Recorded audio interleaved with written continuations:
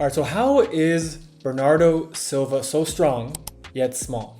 And this reminds me of a story. Recently, I talked to a player from Manchester City on a video call, on a consult call. He had some questions about breaking into the first team, fixing a few old injuries, and generally what he needed to do to impress on his loan spells to ultimately, get into the first team and play a lot.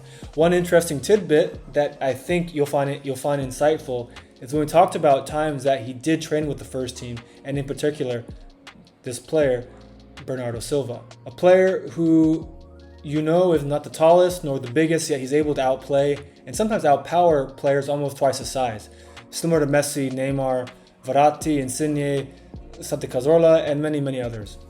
And this is where I explain the principle of biotensegrity.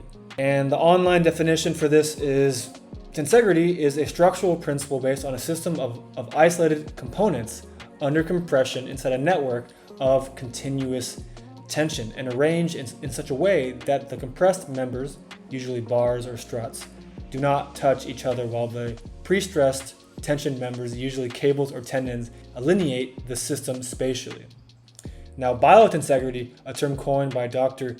Stephen Levin, is the application of tensegrity principles to biological structures.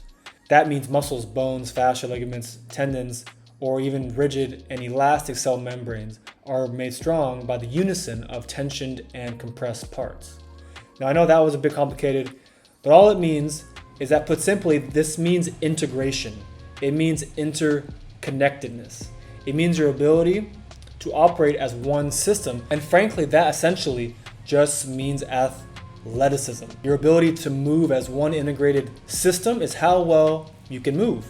It's how athletic you are. It's how well integrated your fascia is from head to toe to fingertips, all the way in between. It's like one big spider web. A spider web is only as strong as the whole thing. It doesn't matter if 2-3 parts of the web is bigger.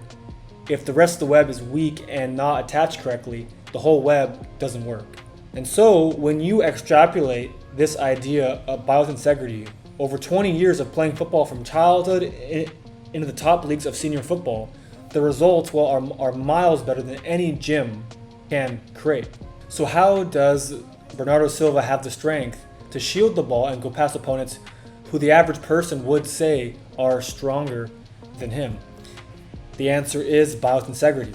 His body is so well integrated that he can leverage the structure that he does have so much better than other players that he can move effortlessly and glide past opponents. And when they try to body him, either he's too quick for them, or he can use his structural leverage to keep a low center of gravity and reflect the incoming force back onto the other player. Now, this biotensegrity also makes his fascia extremely strong, so that muscle and bone is not the primary tissue getting hit. The fascia actually creates a layer of armor under the skin, and that's why there's those certain players where everything just seems to bounce off of them. All right, so now I've explained a bunch of the science, some of the details, the underlying information about, okay, why is he so strong yet so small? And now you're asking, okay, how can I do the same thing?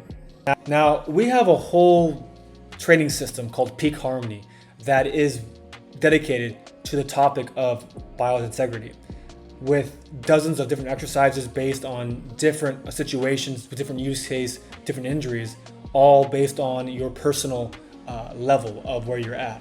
Why don't you book the assessment down in the description below this video, and we'll talk about your personal use case.